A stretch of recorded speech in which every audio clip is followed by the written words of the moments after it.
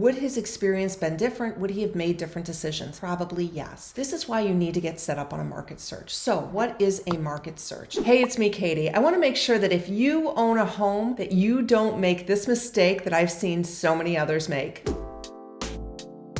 Okay, before we begin, I want to make sure that you like and subscribe to my channel. I've got a lot of great content that's coming out. I do not want you to miss it because I don't always email it to everybody. So make sure you don't miss any of the content about how to buy or sell a home. I want to make sure that if you are a homeowner, you are not making this mistake. And I'm going to give you a story. So I was contacted by a seller about a year ago, and the seller had had his house on the market for about 6 months, and the listing was expiring with the other agent. And so he was looking at new agents and he wanted to talk to me. So I ran a market analysis.